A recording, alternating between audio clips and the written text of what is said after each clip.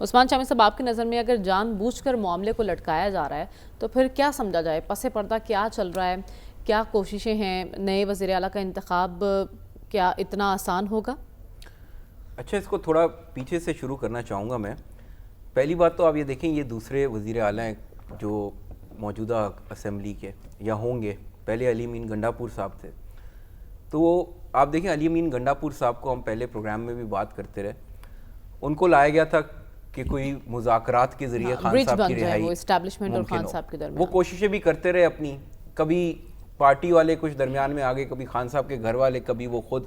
تو جب بھی کوئی بات بننے لگتی تھی تو کوئی نیا طرف خان صاحب چل پڑتے تھے. تو اب الٹیمیٹلی ہوا یہ کہ ساری ذمہ داری آ گئی گنڈاپور صاحب کے پاس کہ ان کے سر کے اوپر کہ یہ ڈیل نہیں ہو سکی.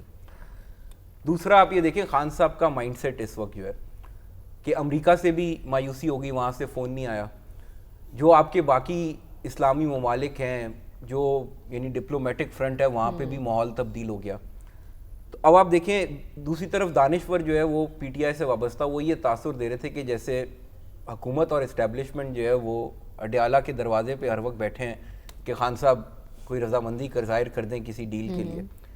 تو اب وہ تاثر بھی ختم ہو گیا اور ایسا لگ رہا ہے جیسے کہ جو سیاسی چیزیں ہیں اور ملک اوور آل ایک استحکام کی طرف جا رہا ہے. تو اب خان صاحب کو جو ہے وہ یہ نظر آ رہا ہے کہ بھئی اگر یہ چیزیں سٹیبلائز ہو گئیں اور اگر بیرونی دنیا کے ساتھ بھی معاملات نارملائز ہو گئے تو پھر تو کوئی امکان نہیں ہے ان کا اڈیالہ سے نکلنے کا. تو اب یہ ان کا آخری پتہ ہے جو انہوں نے پھینکا ہے، لیکن جس میں اب آپ پہلے مجھے ایک منٹ میں آپ کو پرسپیکٹیو دے دوں تو اس کے اوپر آپ سوال کر لیے گا.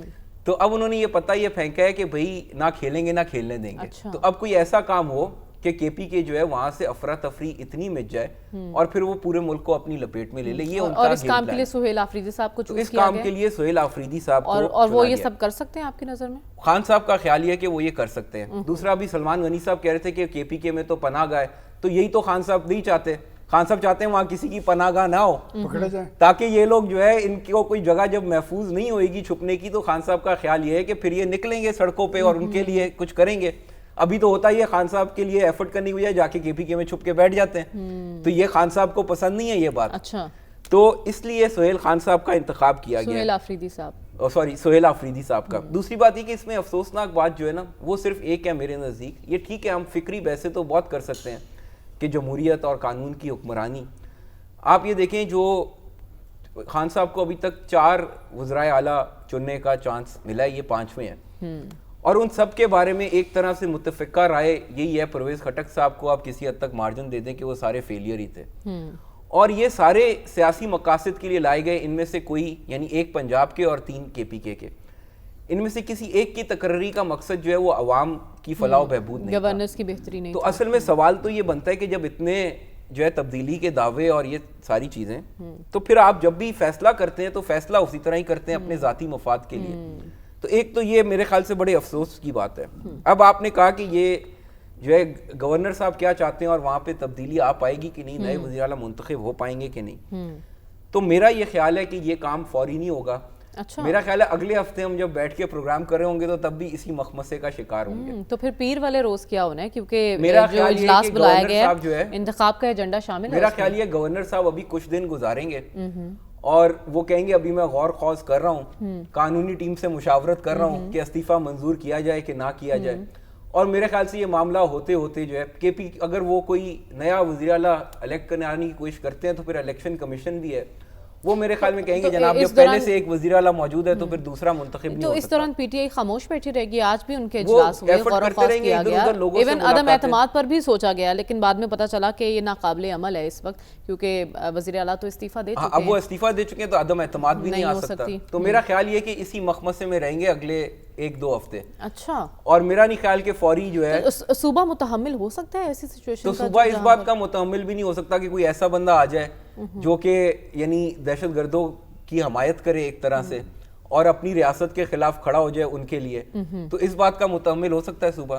تو اس وقت میں تو آپ کو یہ بتا رہا ہوں کہ اس سارے ایفرٹ کے پیچھے سوچ یہ ہے کہ یہ کام ہم نہیں کر سکتے. تو ابھی پی ٹی آئی والوں کو کچھ دن انتظار کرنا پڑے گا اور ہو سکتا ہے الٹیمیٹلی یہ معاملہ عدالت جائے گا.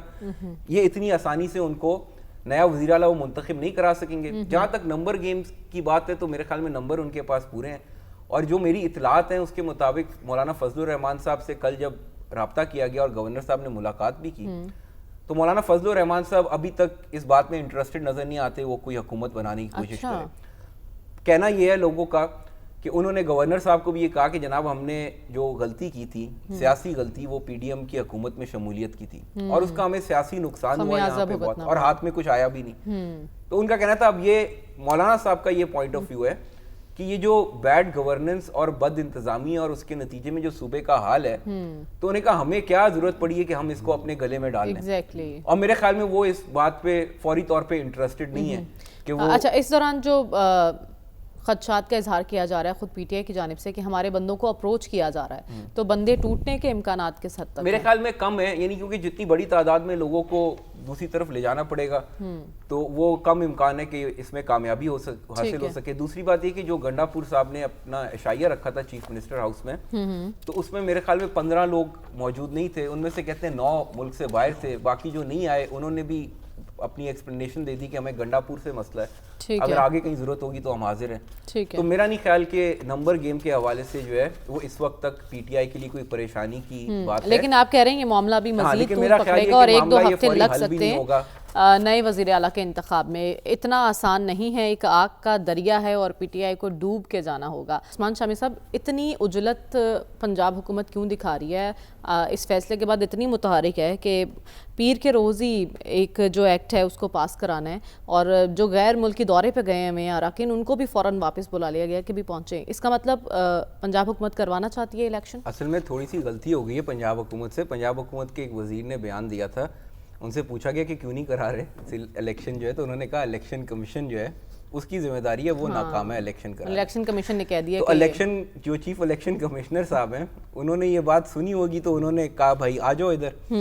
تو انہوں نے کہا میں نے کب روکا ہوا ہے آپ کو الیکشن کرانے سے, تو میں نے تو جون میں جو ہے کہا تھا الیکشن کرائیں, تو آپ نے کہا 3 ماہ کی مہلت چاہیے تو ہم نے آپ کو ایکسٹینشن دی تھی.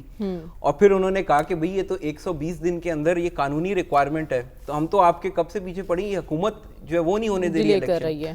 تو اس کے نتیجے میں یہ ہوا کہ انہوں نے آرڈر کر دیا کہ دسمبر میں الیکشن کرائے جائیں. تو ایک یہ چھوٹی سی غلطی جو ہے وہ پنجاب حکومت کے گلے پڑ گئی ہے, پہلی بات تو یہ. دوسری بات یہ کہ اب جب انہوں نے کہہ دیا کہ اکتوبر میں اپنا دسمبر میں الیکشن کرا دیں, تو اب مسئلہ یہ ہے جو 2022 کا ایکٹ ہے وہ میں آج دیکھ رہا تھا, تو یہ جو 2025 کا ہے ہم نے تھوڑے دن پہلے اس پہ ڈسکشن بھی کی تھی, وہ اس سے بہت بہتر ایکٹ ہے. ایک تو وہ میرے خیال میں اوریجنلی پارٹی بیسس کے اوپر تھا, 2022 کا بہتر ہے 2022 کا, اور پھر یہ کہ اس کے اندر اختیارات زیادہ ہیں, اس میں کوئی بیوروکریسی کی اوور سائٹ نہیں ہے.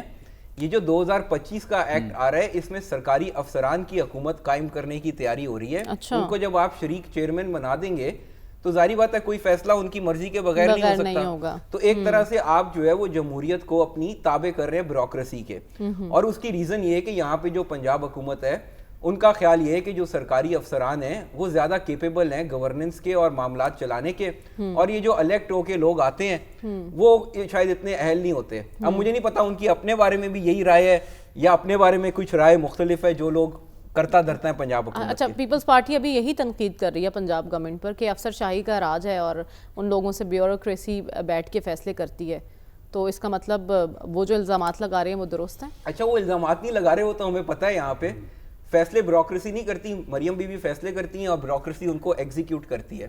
تو ایک تو یہ بات ہے وہ, اور ظاہری بات ہے بیوروکریسی کا انفلوئنس جو ہے وہ ان کے اوپر بہت زیادہ ہے, اس کی وجہ میں نے آپ کو بتا دی ہے.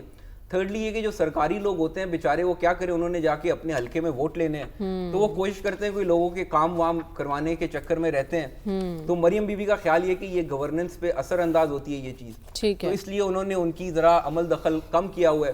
پنجاب کے دنوں میں یہ جو سیلاب آیا تھا ان دنوں میں کچھ مجھے ارکان اسمبلی ملے تھے تو وہ بڑے خوش تھے, کیونکہ اس وقت مریم بی بی جب ان کے علاقوں کا دورہ کرتی تھی تو ان سے ملاقات بھی ہوتی تھی, ان کی بات بھی سن لیتی تھی. لیکن اب میں نے سنا ہے جب سے سیلاب کے دورے ختم ہوئے ہیں تو سٹیٹس کو جو ہے وہ واپس بحال ہو گیا پنجاب میں. تو پنجاب حکومت بالکل نہیں چاہتی کہ وہ الیکشن کرائے, لیکن اب الیکشن چیف الیکشن کمشنر صاحب جو ہیں وہ ان کے ہاتھ سے نکل گئے اور انہوں نے ان کو یہ حکم دے دیا کہ الیکشن کرانے. تو اس کا حل یہ نکالا گیا کہ جلدی جلدی میں یہ جو 2022 کا ایکٹ تھا اس میں ان کے پر اتر کے لوکل باڈیز کے اور الیکشن کرا دیے جائیں, تاکہ ان کو منیمم اٹانومی دی جائے, ان کو بیوروکریسی کا اوپر چیک اینڈ بیلنس ڈال دیا جائے ان کے اوپر. تو اس طرح کا ایک نام کا یہی وجہ ہے کہ پنجاب گورنمنٹ خاصی متحرک دکھائی دے رہی ہے.